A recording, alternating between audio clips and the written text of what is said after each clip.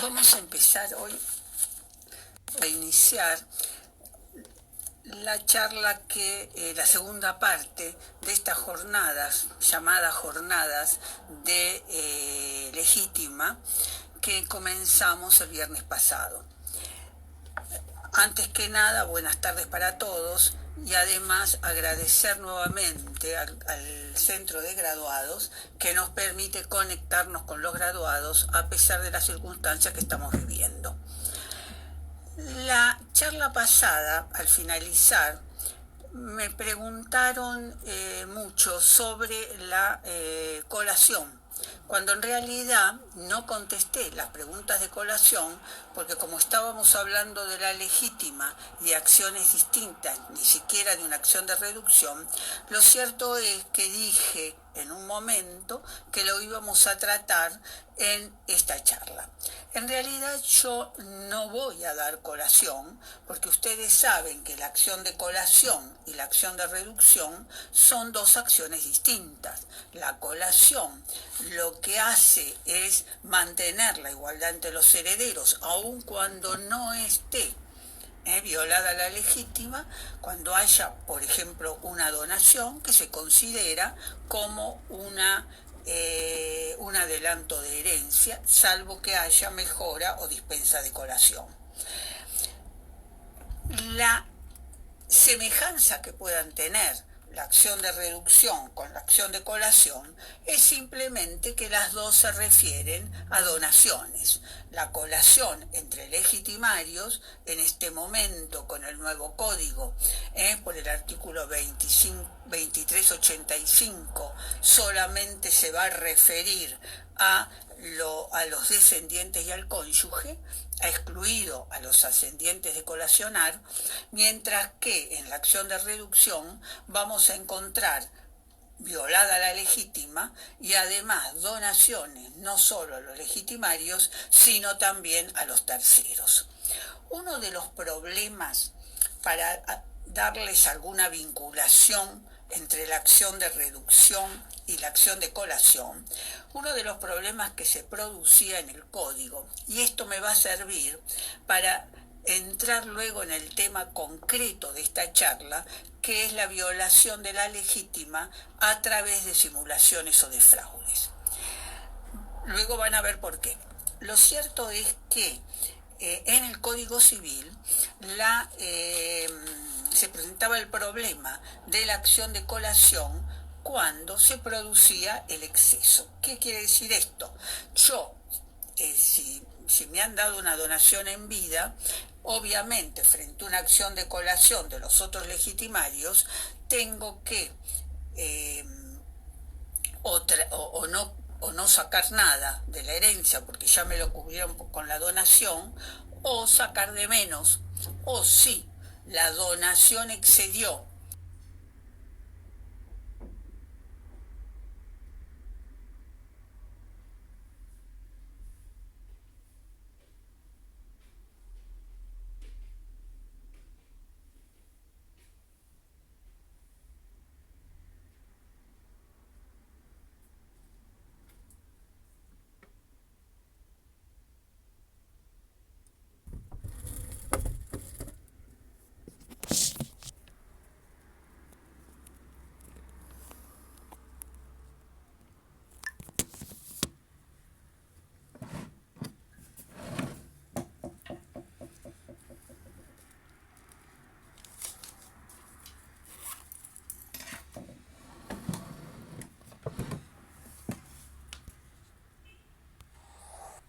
menos, o si la donación excedió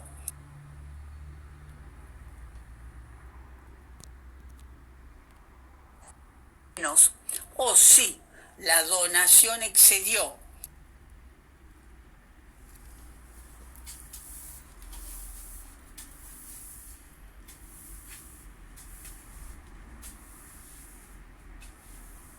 haya o no dispensa, es decir, sin dispensa se excedió la legítima del legitimario, con dispensa si excedió la legítima más la porción disponible, entonces hay que traer el exceso.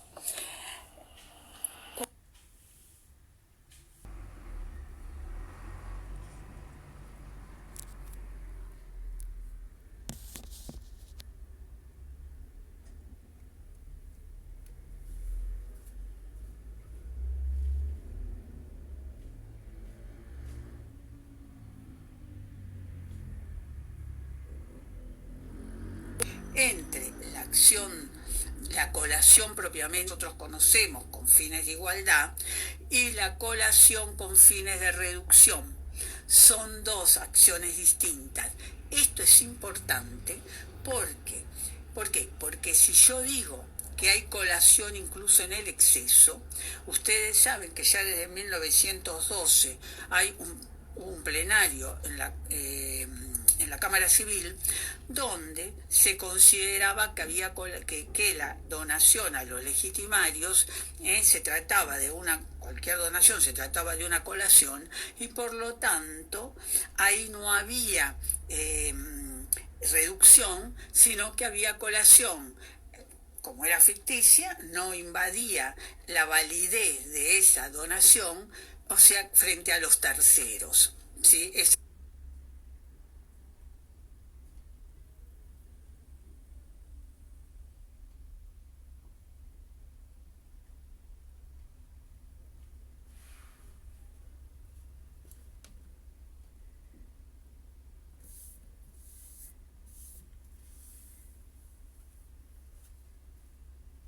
exceso. Haya una dispensa. Yo les dije, cuando hay una dispensa, el exceso es la parte que le corre la legítima más la porción disponible. Si excede, se viola la legítima de los demás y por lo tanto hay que traer el exceso. Dice el artículo 2386 es que en realidad hay una reducción del exceso, con lo que toma partida por una de las posiciones doctrinarias que teníamos y que sosteníamos muchos, en el sentido que hay reducción y no colación. Hasta acá vieron ustedes cómo se diferencian las acciones, pero en un momento dado, aún en las donaciones a los legítimos, ¿sí? Porque se está afectando la legítima de los otros legitimarios y en este sentido es una acción de protección legítima la reducción, mientras que la colación se queda en la igualdad, aun cuando no afecte la legitimidad. Considerar que esa donación es un adelanto de herencia. Bien, otro tema que quiero aclarar antes de entrar al tema de la simulación y el fraude es el tema del ámbito general, tiene que ser expresa, ¿sí? Es decir, la tengo que mejorar o dispensar de colación en el testamento, o lo podría hacer en este momento, de acuerdo al 2385, lo puedo hacer cuando hago una donación a los descendientes o al cónyuge, lo puedo hacer en el mismo acto de la donación. En el Código Civil sosteníamos lo mismo, porque interpretábamos el artículo 1805, que cuando la madre o el padre o ambos conjuntamente hacían una donación a sus hijos, podían dejar constancia de la dispensa o de la mejora en el mismo acto de la donación. Pero había otros autores que sostenían que únicamente se podía dispensar de donación en el testamento, con lo que el Código actual, a través del artículo 2385, viene a tomar también Yo les decía que la mejora es tiene que siempre ser expresa, pero en el código hay excepciones. Una de las excepciones es el artículo que vamos a ver hoy, que es el 2461 de la transmisión de bienes a los legitimarios, donde hay una presunción de simulación. Mientras que esto es en cuanto a la presunción de mejora, por eso digo que es un artículo de interpretación excepcional. Y hay otra presunción de mejora, o por lo menos así lo entiende el Código actual, el Código Civil y Comercial, también en el artículo 2385 se refiere a colación y en un párrafo se considera que un legado hecho al cónyuge o a los descendientes se lo presume mejora, salvo que el testador diga expresamente lo contrario o el donante diga expresamente lo contrario, el testador diga expresamente lo contrario. Estamos hablando del legado, con lo que evidentemente acá tenemos una presunción de mejora cuando yo hago un legado al cónyuge o a un descendiente. ¿Sí?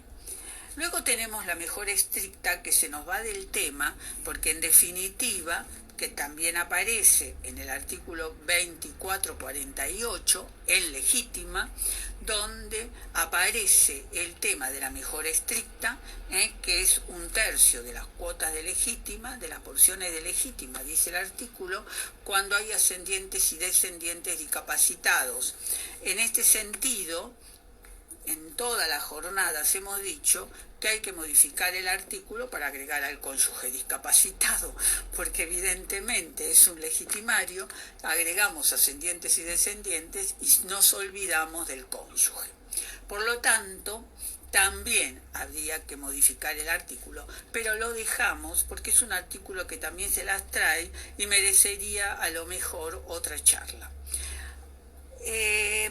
Entonces vamos al tema de la violación de la legítima a través de simulaciones o de fraudes. En general, si yo hago una donación encubierta, es decir, simulo a través de una venta aparente una donación, en realidad estoy haciendo una simulación donde tendré que plantear la acción de simulación y una acción de colación o una acción de reducción si se me fue al exceso, ¿sí? En realidad, como lo hemos dicho en un plenario de la Cámara Civil hace unos años, la simulación es algo así como una acción instrumental de la colación o de la reducción, porque en realidad lo que queremos no es la nulidad del acto, sino simplemente que se colacione o que se reduzca en caso de que se exceda. La simulación, ustedes saben, y el fraude son dos vicios del acto autónomos en el código. Es decir, no están confundidos, sino que son autónomos. La simulación, por un lado, que es un acto ficticio, una simulación absoluta o una simulación relativa que puede esconder un acto real, incluso fraudulento, y el cambio, el fraude, es un acto real. La simulación en general nos lleva a la nulidad, mientras que el fraude lleva a la oponibilidad. Yo les decía que en realidad voy a tratar, antes de entrar a donaciones encubiertas en general, al artículo 2461, que es un artículo que reemplaza el 3604 del Código Civil y que es un artículo que tiene una fuente remota. Vélez lo toma del derecho francés, del Código francés, pero es un artículo que viene del derecho revolucionario francés, aparece en el Código de Napoleón, y Vélez lo toma en el artículo 3604, equivocándose en la traducción.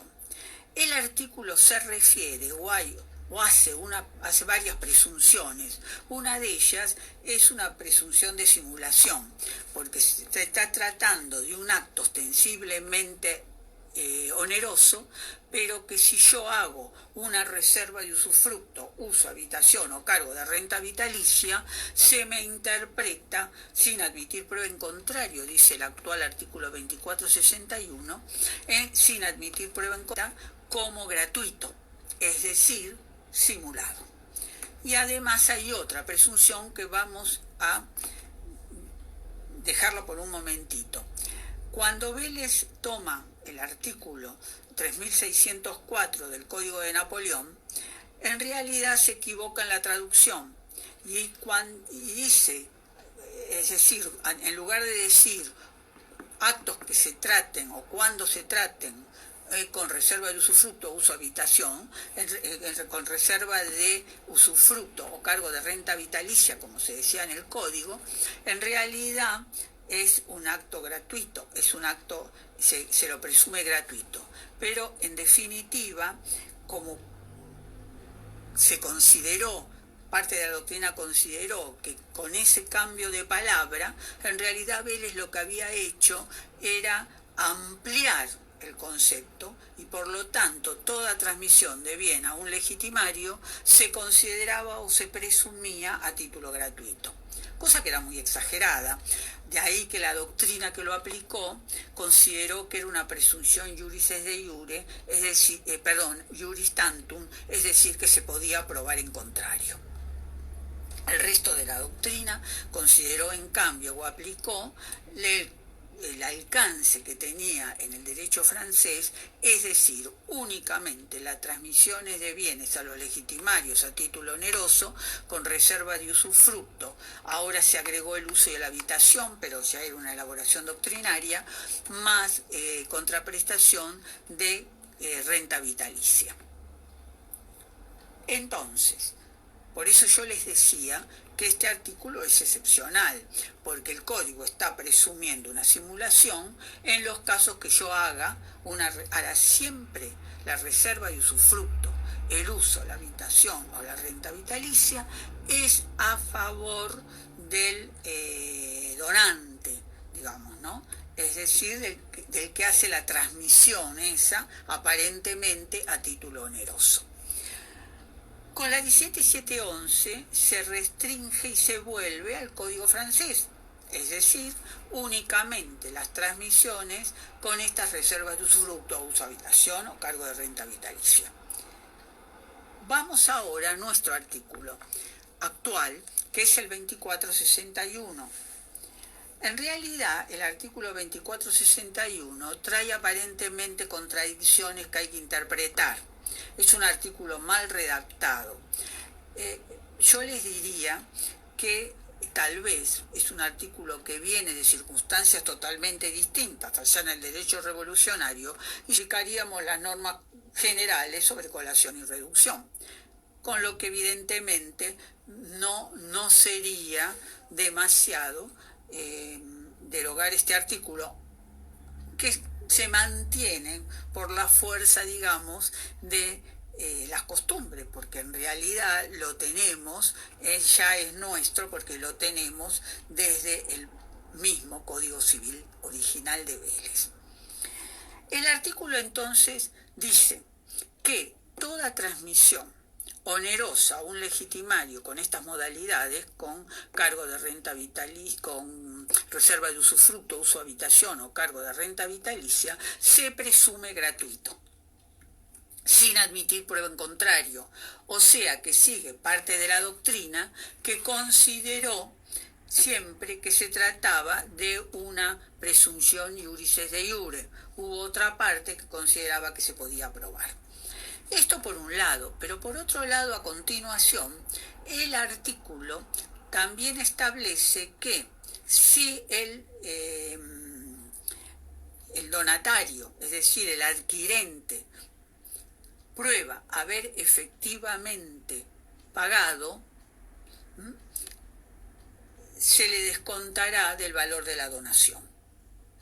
Con lo que uno dice, ¿cómo? Presumía, había una presunción que no admitía prueba en contrario y ahora me está admitiendo la prueba en contrario. Por lo tanto, hay que armonizar este tema y en realidad yo coincido con Zanoni que no se trata, como hay una presunción que no admite prueba en contrario del acto a título gratuito, no podemos referir estos pagos al precio, sino a gastos extras, a gastos que tuvo el donatario en esa transacción o en esa transmisión de bienes, pero que no se refieren específicamente al precio. El artículo además presume mejora. ¿Esto qué quiere decir? Presume un acto simulado gratuito, pero que el causante lo hizo de esta manera porque quiso mejorar a los legitimarios. Como ven ustedes, en una simulación amplia, digamos, donde no hay reserva de usufructo, no hay uso, no hay habitación, o con cargo de renta vitalicia, yo encubro una donación y evidentemente aplico las normas generales, sea de colación o reducción, pero acá está presumiendo una mejora, que es una de las pocas presunciones de mejora tácita que nos trae el código, una mejora presumida, ¿sí? Bien, el artículo también establece que la presunción establece estas dos presunciones, pero además establece en una tercera parte lo que se denominó en la doctrina argentina el pacto de reconocimiento de onerosidad o el pacto de sinceridad del acto. ¿Qué quiere decir esto? Que obviamente es un pacto es una de las excepciones a la prohibición de pactos sobre herencia futura del artículo 1010 del Código Nuevo. Entonces tenemos que los legitimarios pueden reconocer la sinceridad del acto, pueden reconocer, en realidad no dan un consentimiento para el acto se haga, no necesita el causante al transmitir un bien al legitimario el consentimiento de los demás, sino que se trata de un reconocimiento de la sinceridad del acto, que es un acto a título oneroso, y por lo tanto los legitimarios que concertaron ese pacto no tendrían acción contra esa donación. Ahora sí puede pasar que algunos legitimarios firmen, es decir, pacten y otros no lo hagan. En el caso de los que no lo hagan, tendrán o seguirán manteniendo la acción. El artículo acá también tiene una contradicción de la última parte con la primera, porque ustedes se acuerdan que yo dije que en la primera el artículo, solucionando algún tema, que no los quiero complicar, pero solucionando algún tema del Código Civil anterior, el artículo dice que se trata de actos a título oneroso, ¿sí? Mientras que cuando habla del pacto de reconocimiento de onerosidad, habla de actos a título, sean actos a título gratuito o a título oneroso, con lo que sean gratuitos y onerosos, con lo que en realidad está ampliando la primera parte, ¿sí? Que se está refiriendo únicamente a actos aparentes a título oneroso. Esto hace que muchos autores hayan dicho, bueno, que con esto ampliamos el pacto sobre herencia futura y nos llevamos puestas todas las normas generales sobre colación y reducción. En realidad yo creo que hay que interpretar, aunque está mal redactado el artículo, aunque hay que modificarlo, habría que sacar acto a título gratuito, esas dos palabras a título gratuito y oneroso, pero habría que armonizarlo con la primera parte, cuando en realidad lo que quiso decirse son actos a título oneroso, pero presumidos gratuitos. El artículo también soluciona el cálculo. ¿Por qué? Porque si yo digo que si el artículo considera que hay una mejora, entonces yo hay un acto gratuito con mejora, una donación con mejora. Por lo tanto, el legitimario que está beneficiado se llevará la porción disponible, se imputa la porción disponible a su legítima y el exceso se colaciona. En realidad, no es una acción de colación, sino que estamos ahora en la restitución del exceso, que por el 2386 es una acción de reducción. Por eso yo siempre dije que el 3604, como ahora el 2461, es un artículo que defiende la legítima. Es un artículo que defiende la legítima y no es un artículo de igualdad, sino es un artículo que se aplica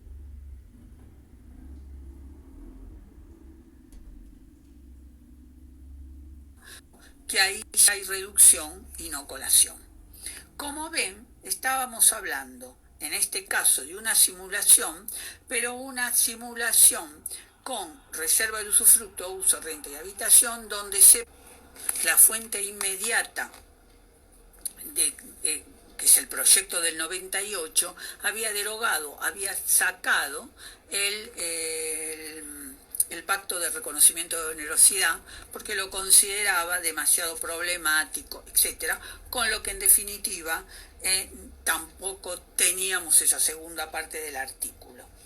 De todas maneras, ahora lo tenemos en el artículo 2461 y yo les di la interpretación que considero la más armoniosa del artículo. Ahora me voy a referir al fraude.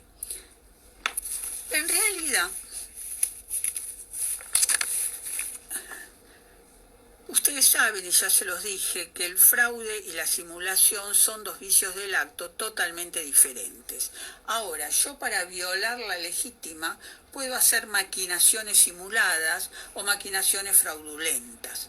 Se habla, por ejemplo, de interposición ficticia de persona o de una interposición real, que es, por ejemplo, el testaferro, que si es fraudulento, entra en la violación de la legítima por fraude. Ahora bien, cuando yo hago una simulación o hago un acto fraudulento, son vicios del acto que me van a llevar contra el legitimario, que en realidad ustedes saben que tanto la simulación como el fraude, pero sobre todo el fraude propiamente dicho, son vicios que no aparecen ostensibles. ¿Qué quiere decir esto? Que son siempre modos indirectos cuando defraudo, encubiertos a través de actos ilícitos. Lo que es ilícito es la causa. López Olaciregui hablaba de una defección del querer, ¿no? Es decir, la causa es la ilícita, pero es, como lo define el Código hoy en día en el artículo 12, hablando del fraude a la ley, donde utilizo una ley permitida para alcanzar los propios objetivos de una que me prohíbe una ley de orden público. Ahí estoy violando una ley de orden público y obviamente la legítima es de orden público, la división de gananciales, disuelta la comunidad de ganancias, es de orden público, y entonces tenemos estos fraudes a los legitimarios o fraude al cónyuge. En el Código Civil no existía una norma expresa sobre el fraude a la ley, que es típico del fraude al legitimario.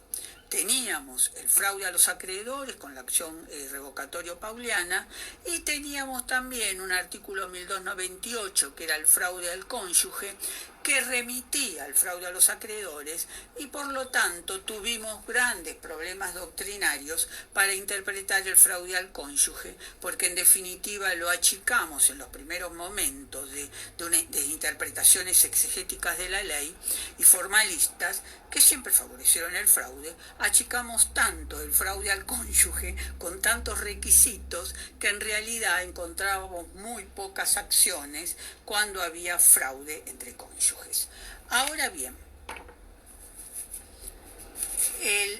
en materia de fraude, yo les decía que como son negocios indirectos, negocios que tienen una causa ilícita, pero que aparentan, ¿no? Aparecen negocios lícitos, es importante la prueba.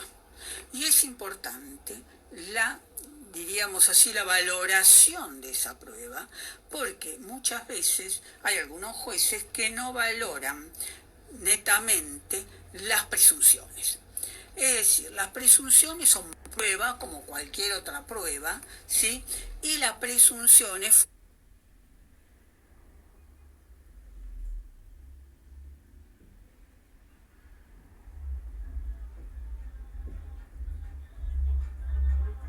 fundamental en materia de simulación y de fraude.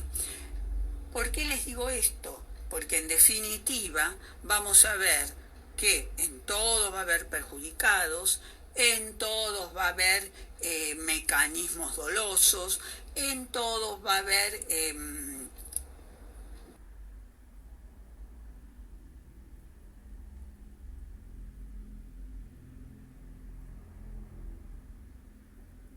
ejecución, ¿sí?, de determinadas actividades o de determinados negocios que nos van a dar indicios que nos forman esas presunciones graves y concordantes. Yo traje para ver un poquito, ¿no?, después vamos a hablar de los remedios, pero traje 4 ejemplos, ¿sí?, de fraude a través de sociedades. En realidad lo que yo les quiero decir es que la sociedad, sea general o sea una sociedad de familia, en sí misma no es fraudulenta, ¿no? Hay sociedades utilizadas fraudulentamente. Por ejemplo, si yo pongo todos los bienes en una sociedad que cree para ser un receptáculo de bienes sin ningún tipo de actividad comercial o de empresa, ahí tenemos obviamente presunciones de fraude, porque además cuando hablamos de fraude hablamos de gente de confianza y por lo tanto por eso son propensas las sociedades de familia, porque es el padre y los hijos, o aparecen los amigos o otros parientes, es decir, esta también es una presunción de fraude. Les traje 4 ejemplos que los vamos a dar muy sintéticamente, pero para demostrar los distintos mecanismos de fraude a través de sociedades. Yo, si hago la sociedad que les conté antes, como un receptáculo de bienes sin empresa, obviamente ahí hay una interposición de persona ficticia, ¿sí? Lo hago solamente para poner los bienes, sacarlos de mi patrimonio, a los efectos de perjudicar a mis legitimarios. El ejemplo que les traje, el primero es el caso Astesiano. En el caso Astesiano, un padre quiso excluir a una rama que eran los nietos de un hijo premuerto, porque estaba muy peleado con la nuera. Entonces, ¿qué hizo? Formó una sociedad con los otros hijos. La sociedad Astesiano era una sociedad en comandita por acciones. Los 3 hijos eran solidarios, o sea que eran los administradores, y el causante era el accionista. Obviamente, el único aportante fue el causante, ¿sí?, que aportó su campo a la sociedad. Era una sociedad con intención de defraudar, hubo una interposición de persona y en realidad había un perjudicado. Vieron que se dan todos los elementos que yo les decía, el hijo, los nietos perjudicados, o sea, legitimarios perjudicados, había también una, ¿cómo se dice?, una sociedad de familia, o sea, padres con los hijos, con lo que, y esa intención de defraudar, que eran todos elementos que nos permitieron descubrir el fraude. Acá, como remedio, se aplicó el artículo 54 de la Ley de Sociedades Comerciales. Ahora voy a ir a los remedios, pero primero quiero hablar de 2 o 3 ejemplos de mecanismos fraudulentos. Este fue uno. En el caso Mayol de Cook, lo que hubo fue una sociedad, una persona que estaba en un cáncer terminal y estaba peleada con su hija, amiga de su yerno. Entonces, ¿qué hizo? Compró una sociedad real, cambió el directorio, puso a su hermana, a su yerno, y además vendió simuladamente el campo a esa sociedad. Ese campo era administrado por su yerno, siguió siendo administrado por su yerno cuando se lo vendió en la sociedad, y además se lo arrendó al yerno por 8 años con opción a compra, con lo que en definitiva no había motivos para vender el campo. Había ese periodo de sospecha de una enfermedad terminal y además ese alejamiento del legitimario que era la hija. Así como en Astesiano el distanciamiento era con los nietos, acá el distanciamiento fue con la hija. Había entonces acá el mecanismo fue vender simuladamente a la sociedad. El otro caso que les quería traer es el caso de Morrow Bernard. Monroe-Bernard es un caso donde la sociedad se forma aparentemente no fraudulenta, el padre también aporta su campo con los hijos, y hay uno de los hijos que es muy capitalino, diríamos yo, no le gustaba el campo, no quiso aceptar entrar en esa sociedad. Entonces, ¿qué hizo? ¿Qué hicieron? Bueno, lo que hicieron fue una subvaluación una subvaluación del valor del campo, por más del 500%, con lo que en definitiva ahí hubo una donación encubierta. Ven que son distintos mecanismos, que indudablemente son algunos, porque es inimaginable lo que el ser humano puede pensar a los efectos de defraudar. Y el último caso que les voy a dar, que es interesante también, es el caso Mangosio. En el caso Mangosio, lo que hubo fue un aumento, también había un alejamiento de una de las hijas, una sociedad real, con actividad, formada por el padre, con la otra hija y el yerno, y el esposo de la otra hija. La perjudicada se había distanciado del padre cuando se casa, se distanció del padre y ya no vivía en el mismo lugar donde se desarrolló la sociedad. Entonces, ¿qué se hizo acá? Acá lo que se hizo fue un aumento de capital sin integración por parte del padre. No había yo les diría, no había ningún motivo para aumentar capital. Ningún motivo. Pero se aumenta el capital y sin integración el padre pasa de tener más del 90%, más o menos el 90% de las acciones, pasa a tener un 4% y el resto va a la hija. Con lo que ahí también hay donaciones encubiertas. Entonces, la donación la puedo hacer encubierta con los aportes, la donación la puedo hacer encubierta, por ejemplo, con este aumento de capital, o puedo hacer simulaciones poniendo bienes a nombre de una sociedad, que en realidad ahí hay una simulación. Esa venta podría haberse, en el caso de Mayol de Cook, donde se vende a la sociedad simuladamente, o ahí una venta simulada, obviamente podría llevar a una nulidad de la venta. Yo les decía, ¿cuáles son los remedios? En realidad, en general, por ejemplo, en el caso Morrow, se utilizó la figura de la desestimación de la persona societaria. En realidad, ustedes saben que el tema de la desestimación de la persona jurídica es un tema que nos lleva mucho a la inseguridad jurídica, sobre todo cómo se aplicó la doctrina, porque si uno va a la tesis doctoral de Seyrig, que fue el autor de la desestimación, en realidad lo que pasó ahí fue que para Seyrig había actos ilícitos. Sin embargo, se llevó a tal ampliación la doctrina de la desestimación de la persona jurídica que en realidad yo les diría que fue una reacción contra el abuso de la personalidad.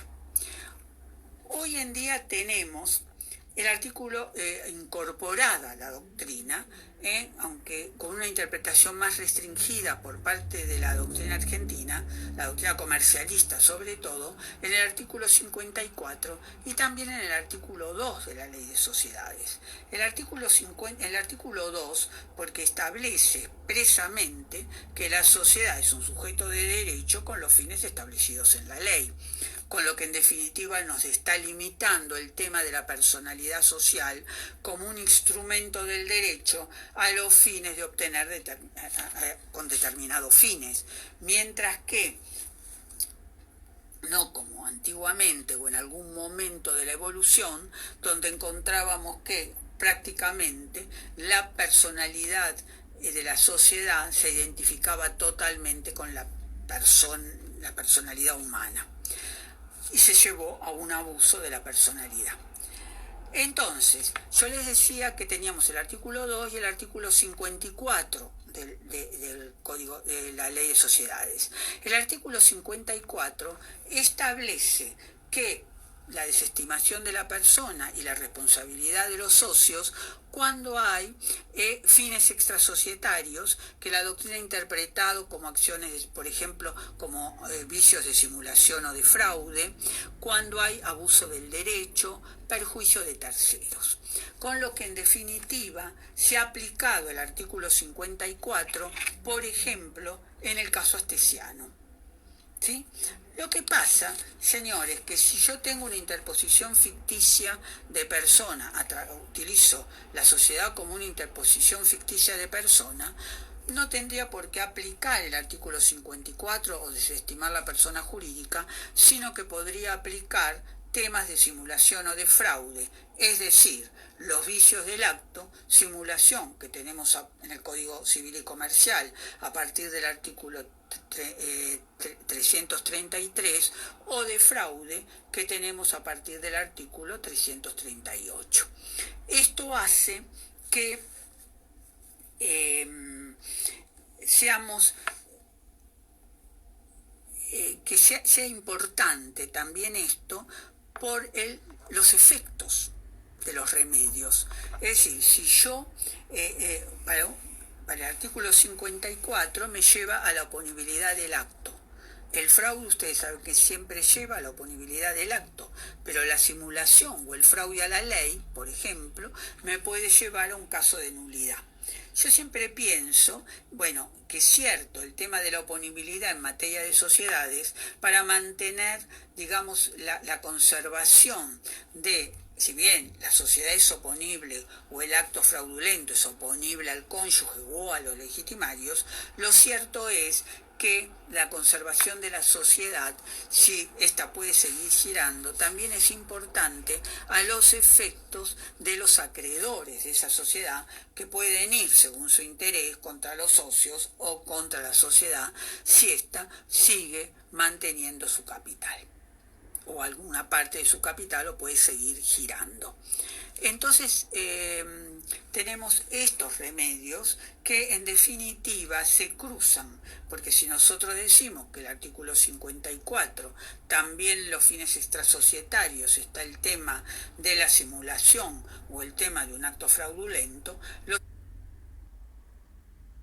cierto es que se nos cruzan los remedios, pero en el derecho nada es exacto, y la oponibilidad o la nulidad, en mi criterio, vendrá según las circunstancias de cada caso. Si es una sociedad que no existe, que es un receptáculo de bienes, podríamos perfectamente declararla